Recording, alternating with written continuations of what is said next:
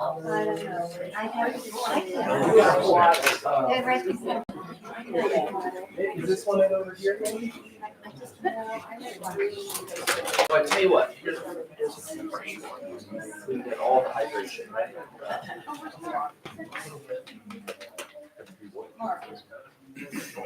Oh, it's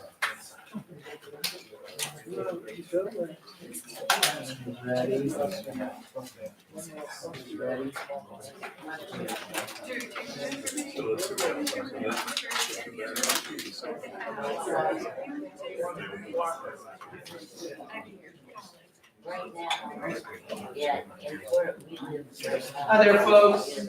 Hello, everyone. On behalf of Route Song Funeral Home and of Bill's family, I want to thank you all for being here today. Your presence is truly appreciated.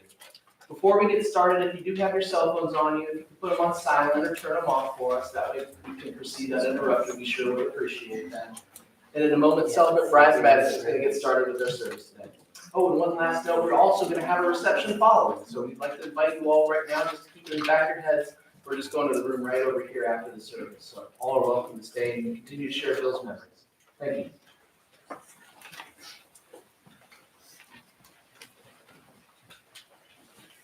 Good afternoon. As Sam said, thank you all for coming. I'm sure it's been great on behalf of the family to see friends and family and all different chapters of Bill's life represented. And I'll be honest, you guys are a little rowdy for a few months. I don't know what that says about Bill, but from what it sounds like, it matches his personality exactly perfectly. And over the last, I would say, decade or so, you're hearing what we're doing right now less and less referred to as a funeral. And you're hearing more and more of the phrase life celebration. And I love that shift because while it is heartbreaking to lose someone at relatively such a young age, by all accounts, it sounds like he had a life definitely worth celebrating. And that's why we're here today. I am what they call a celebrant, but I have a normal day job, just like most of you. I'm a leadership consultant by day, but I do this for the Route Songs for a couple of reasons. If you live in the Dayton area, I promise you nobody takes better care of you than the Route Song team, and it is their honor today. And if you need something today while you're here or for the reception afterwards, I promise they will love to take care of you. On a personal level, I do this because about 15 years ago, I lost my mom to cancer. And then here a few years ago, we lost our first grandbaby. And so doing this, coming together, going through the process of getting all the old pictures out and seeing friends and telling stories, this is such an important part of the healing process. So thank you so much for being here. It was my privilege here for the last week to talk with Mary several times. And I started to look forward every time that we talked. I can tell why Bill fell in love with this lady. And I told her the same thing that I'll tell you. I believe that every life is a story that deserves to be told.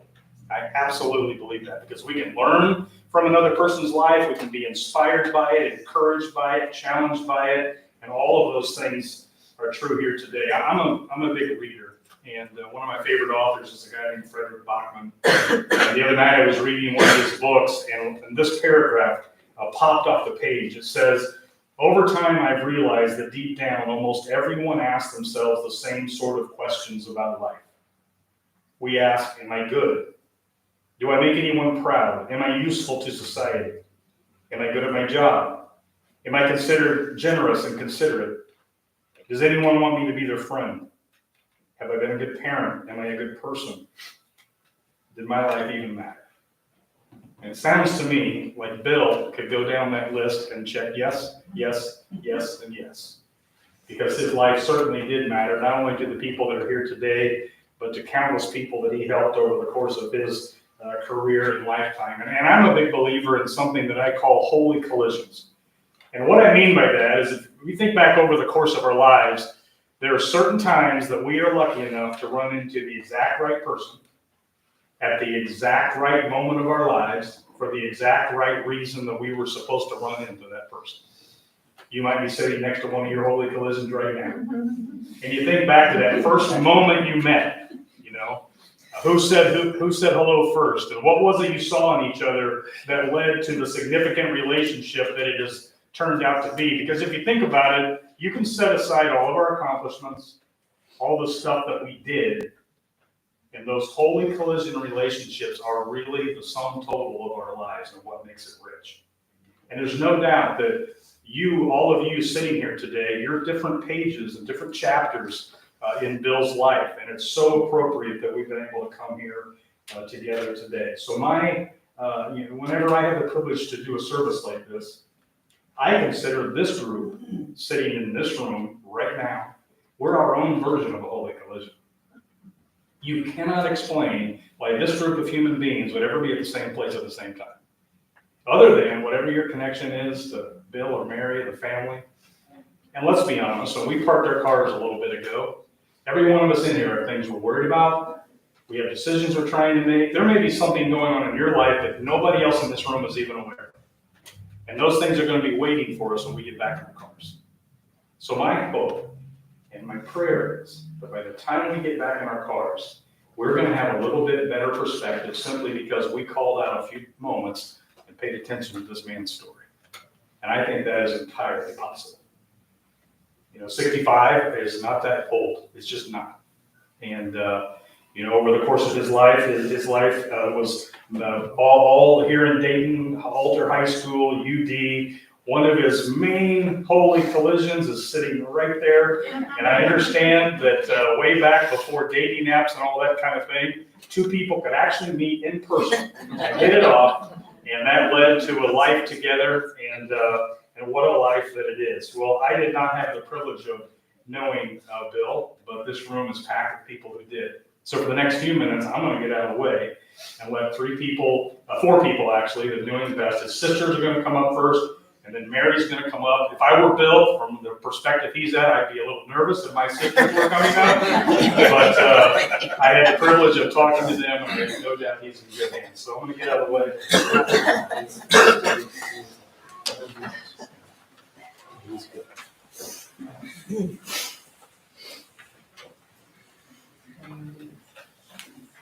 Okay. Hello, everyone. Thank you again for being with us. And yes, we are going to dig into Bill a little bit. Growing up, Bill was the golden child. At least that's what we three sisters thought. As the only boy, we felt he got special treatment. No, we weren't jealous much. We as girls were tasked with almost all of the household chores, like scrubbing the toilets, ironing our dad's boxer shorts, and every night we cleared every single night we cleared their plates and did the dishes while Dad and Bill sat leisurely at the table, watching us do it or retired to watch TV. We later found that Bill felt like he was the only one who had to do all the work because he had to mow the lawn. Although each of us remembers mowing the lawn many times ourselves, admittedly to get a suntan, which he vehemently denied. Whenever Bill would call any of us, he would say, "This is your brother, Bill." Of course we knew who it was, but maybe he was subtly, or not so subtly, reminding us of his position as brother, reasserting himself in our female-dominated family. We experienced many facets of Bill throughout his life. There was Bill the cowboy, outfitted with holster, guns, chaps, hat, boots. He even slept in those boots some nights. And he would ride around the house on one of those silly stick horses with a plastic head and yarn for a mane, and just chase us around and playing cowboys and Indians with us. Bill was an athlete, playing catch or passing the football with anyone who would oblige him. We played volleyball in the backyard and tetherball on a pole in our driveway that Dad had set up at our new house. As a teen, he excelled on his high school teams, particularly as a wide receiver at Alter. His athletic ability shifted to tennis, golf, ping pong, almost anything with a ball. And even though he stayed strong physically, he relished his sports more as a fan, watching Ben and Colin's soccer games, cheering on the UD Flyers at the arena, and watching the Reds and the Bengals. Bill, the music lover. Bill played the drums for a while, and then he picked up a guitar, which he stayed with for some time. We were pleased because we definitely liked his guitar playing better than his drum. He loved all types of music, going to concerts all over the country, right? And from being a Deadhead and Jerry Garcia lover to the Philharmonic and Spanish acoustic guitar, which he had playing in his car as I drove it to the hospital back and forth recently. On one hospital visit, he was talking to me about how great Jimi Hendrix was. We listened to 2 of his favorite songs and talked about the lyrics. His taste in music was as eclectic and varied as Bill was. Bill was also an animal lover. He recently recalled a favorite memory of going with Dad to get a puppy, our black Cocker Spaniel that we ridiculously named Blinky. Well, we thought we were being creative because he blinked a lot. Dad hid him in his coat to bring him to the house, where we were all thrilled. Bill's love of dogs carried through, especially with Yuli, whom he inherited from his stepdaughter, Allison. Bill loved playing with Yuli at the nearby park. Yuli brought him much joy. And while Yuli continued to hold a special place in his heart, Bill welcomed a cat into the home. I brought him from Athens, Ohio. The cat was named Athena. Very creative also, because it came from Athens, Ohio. And now they have the sweet Callie, who will hopefully give Mary lots and lots of love and snuggles. Bill, the lover of fun and games. Bill loved to have fun in everything and always found humor in the smallest of things. And even though he found too much fun and teasing and torturing me, his little sister, I also have many good memories of playing together.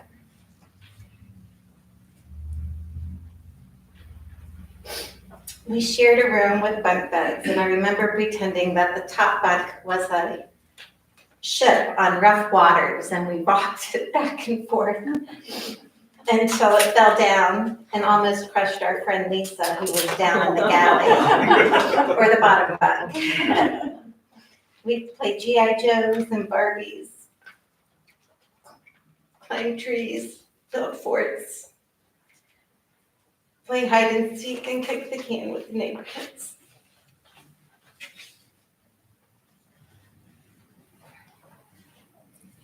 Bill and I used to play hockey on the hardwood floors on the upstairs hallway. Sometimes a little too roughly, because there was at least one occasion where I fell down the steps as we were fighting over the hockey puck. And on many family trips to see relatives at Crater Lake in Pennsylvania, the lake in Michigan, Billy, as he was known, was often the life of the party. Pictionary became a competitive sport at our family holidays, with Bill actively egging on his teammates, the males in the family, and sometimes getting frustrated with their lack of artistic ability. Euchre became a game that the 4 of us enjoyed playing together.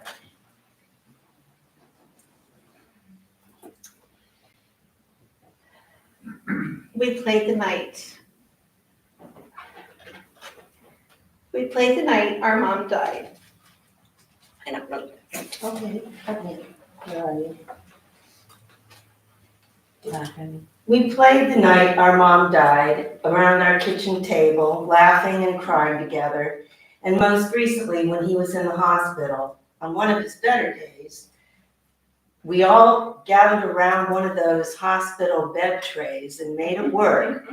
We played euchre together, and he said it was one of his better days in a while. He was always so fun, cutting the cards, saying, "Then to win." And then he'd lift his right eyebrow, a talent that we didn't inherit. At some possible table talk or thwarted win, that's when he raised his eyebrow. And Bill was a mischievous prankster. There are too many stories to tell on that front. And Laura was the brunt of most of the pranks. First and foremost, he was always looking for fun. Bill the nature lover. Bill didn't need to be in church to be close to God. He was inspired and in awe of nature and all of its beauty and power. He felt at home and with God. He especially loved the beach and the ocean.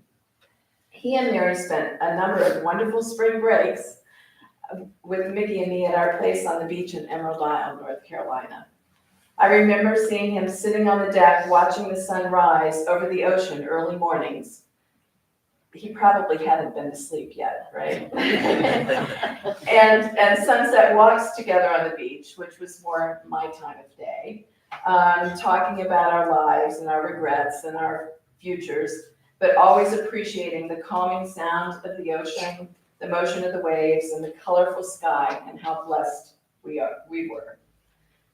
One of the best times we all had recently was in January, when we all went to Cabo and spent a week together. We rented cabanas on the beach one day so we could see the ocean up close and personal. And he initiated a trip down to the beach again at night to see the stars, something he relished doing on other visits with Mary prior.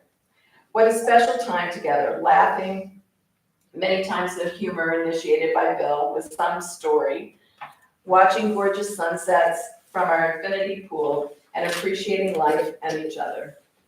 His awe of nature extended to the farthest reaches of the cosmos as well. He was fascinated by pictures from the James Webb Telescope, and even recently ordered one which they hung prominently on their wall in the family room. He would just stare at the images in childlike wonder with a huge smile on his face, seemingly connected to all things. Bill was a lifelong learner and searcher for the truth. He was curious about and studied different religions, was interested in archaeological finds and ancient cultures and ancient philosophies. He trained in Qigong with yogi and recently purchased great courses which explored fascinating places in history on his big screen TV. We feel that his search for the truth led him to a deep gratitude and appreciation for life and all of the little things in every moment. Bill the free spirit. We remember when he was young, Dad giving him buzz cuts in the garage every summer, which Bill hated. When he got bigger than Dad, he rebelled by growing out his hair hippie-styled, which of course Dad hated. Bill didn't like to be hemmed in or to follow rules. He resisted authority and questioned what was the norm, which did create some issues for him in his life. Testing life and its limits, he just wanted to be free to be and do whatever moved him. And of course, Bill was also a traveler and adventurer, but those stories will be best told by Mary. We guess you could sum all of that up by saying that Bill liked to experience everything and embraced life to the fullest. We had some rough times, as all families do, but we had a bond, a real closeness which transcended all of that. The ease and love with which we all spent going through Mom and Dad's pictures and personal items was a tribute to that closeness. We spent about a week almost every day of the week together, cleaning out Mom's house. And we did it with love for each other. And to our wonderful parents who instilled the importance of family in us, we think they would be proud and that they actually were there to welcome Bill with open arms when his time came and they took him over the finish line.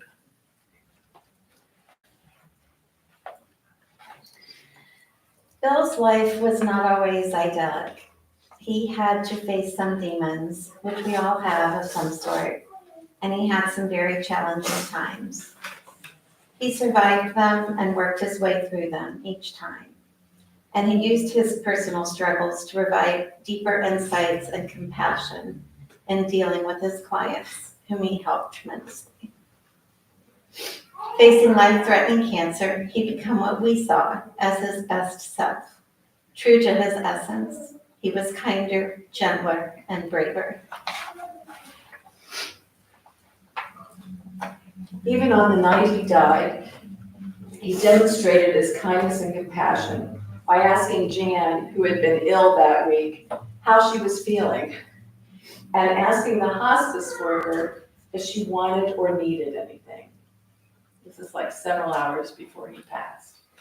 And expressed his appreciation for and acknowledged the kindness and love of his wife, his family, and healthcare professionals.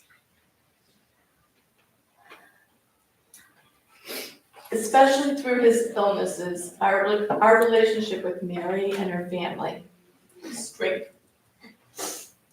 We thank you, Mary, for your deep love for and support of your dear brother.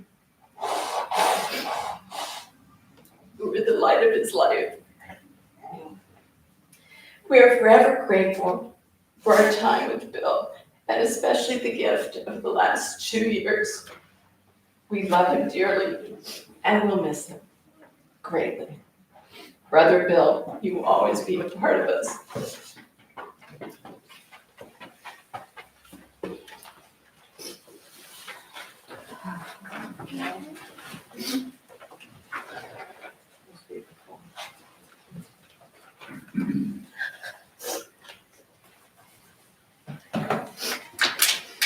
Well, thank you, girls. That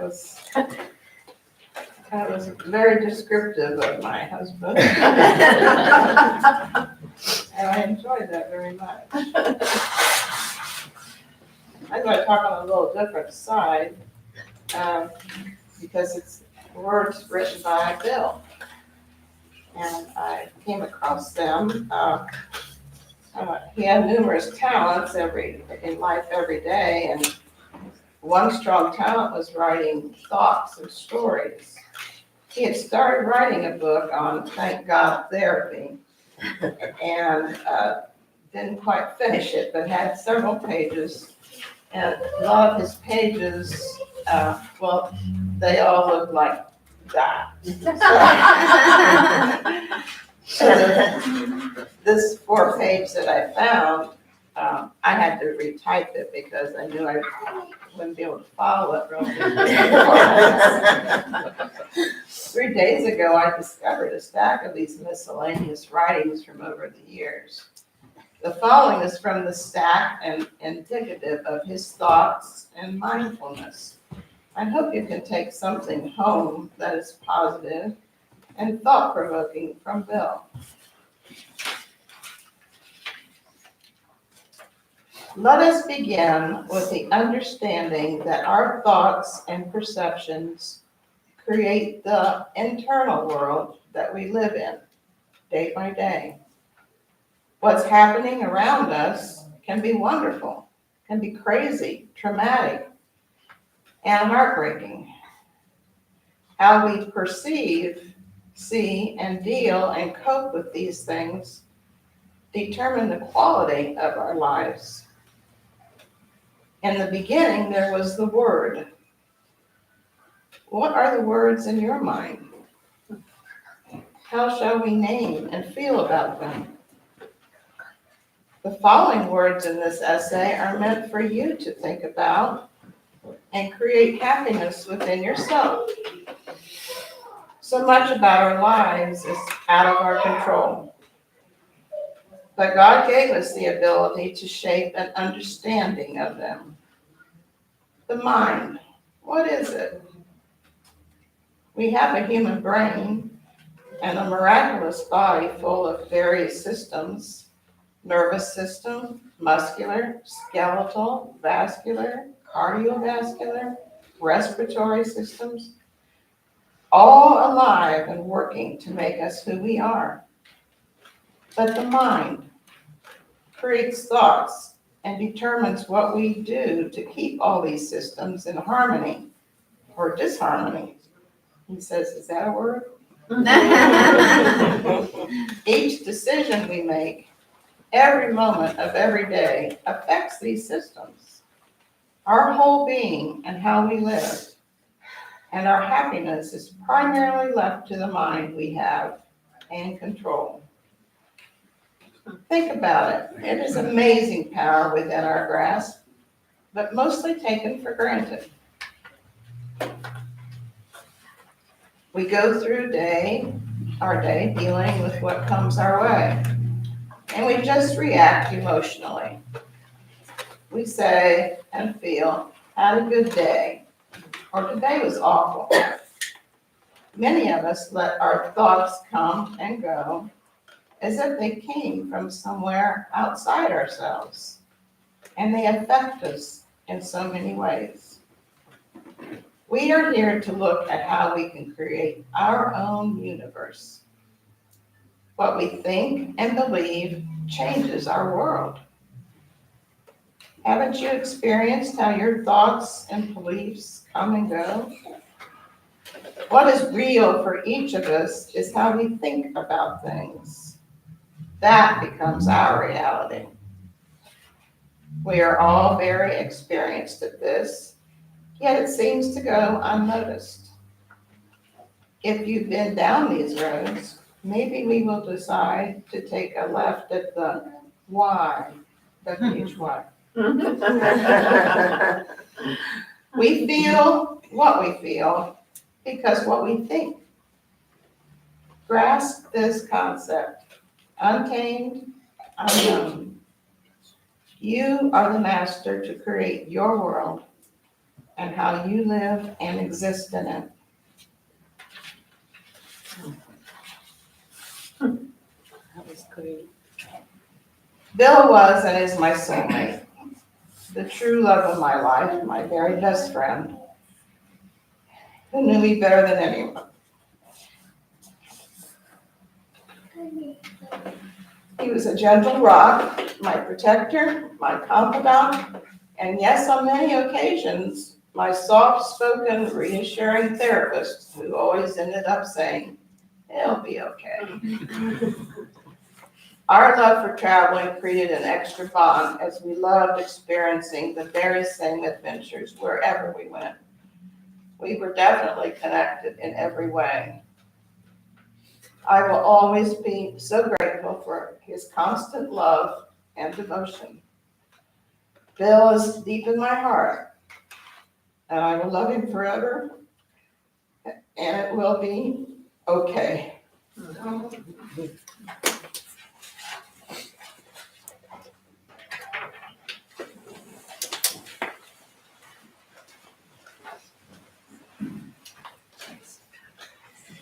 I think you all have to agree what a phenomenal job all of you did, just paying honor to him. And Mary called me on Friday, she wasn't gonna talk, and I'm so glad that you did. Because it was just powerful. I mean, that's what life is. And I don't want to say much to take anything away from that. You know, on January 2nd, Monday night, I was with my middle son, Elijah, and his wife. It was a big Monday night in this part of the country. And as soon as I say which Monday night it was, you'll know. That night, the Bengals were getting ready to play the Bills. Whether you're a sports fan or not, you probably already know what happened that night. The stadium was packed, everybody was excited, and that all came to a screeching halt the moment that young DeMar Hamlin hit the turf. You know, other than 9/11, I don't think I remember ever watching something so surreal as that next hour and a half. I couldn't leave. I couldn't stop watching. The broadcasters were speechless. 60,000 fans were silent. These young athletes in the prime of their lives were pacing and crying and scared. Because, you know, when loss comes, when trauma happens, whether you're prepared for it or not, it just has a way of taking our breath away. And in the next 2 days, I don't think I've ever heard so much open talk about prayer and miracles. And it worked, because on Wednesday, if you remember the story, he woke up. He couldn't talk because he still had a lot of tubes in him, but he could write. And the doctor dealing with him gave him a whiteboard. And the first thing he wrote down was, "Did we win?" And the doctor who was working with him, who had a moment of profound wisdom, said this. He said, "Yes, DeMar, you won. We didn't even finish the game. You win." Based on what I've heard of this gentleman, the way he lived his life, I have every belief that the moment he took his last breath, whatever the other side is that Bill believed in, I share that belief too. I believe that he got to hear the words, "Well done. You win. And you've all lost." And it's hard on this side. It's hard to weigh all that.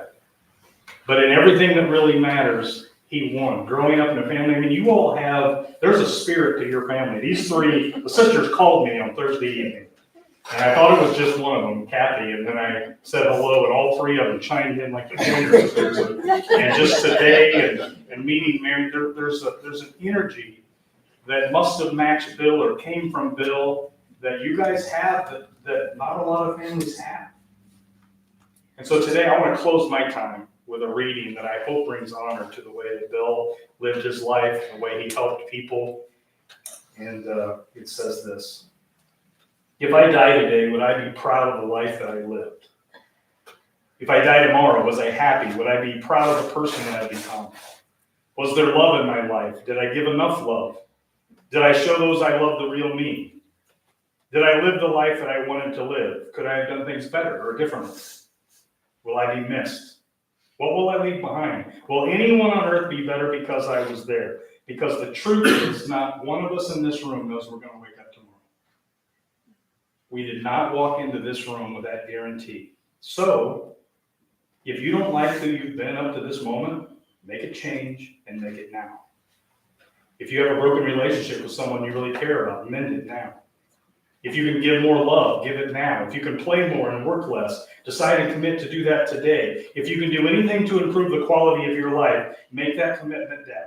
Write down everything that you can change in your life, everything that cannot wait for tomorrow, every phone call that you need to make, every apology, every hug that you need to give, everything you need to say. Decide to stop caring so much about what other people think of you and make a decision to do those things now. Start living the life you really want to live.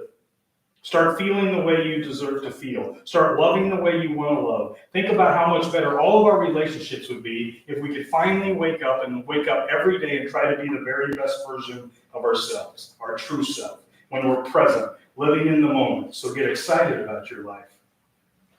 Love your life while you're still living it. Your new life starts now. And I have a feeling that if Bill could somehow miraculously stand where I'm standing right now, he would tell us all the same thing. Get a life. Thank you so much for allowing Sam and I to be part of your holy collision and your family today. It's really been an honor to be able to share in Bill's story. If you're comfortable, I'd like to close with a short word of prayer, and then I'm going to turn it back over to Sam. Okay? Let's pray. God, I thank you so much for the unique individual you created in Bill. I thank you for the three sisters that you surrounded him with. I thank you that so many years ago, he ran into Mary. I don't know who talked to who first, but it's obvious that they were supposed to meet. Thank you for everybody in this room, for all the people that he helped through his counseling, through all the impact that he made, God. And I pray that as we leave here today, as we go back to our lives, to the people that are watching how we do it, I pray that each one of us could be blessed and committed to putting a little bit of Bill in our lives. In your name we pray these things. Amen.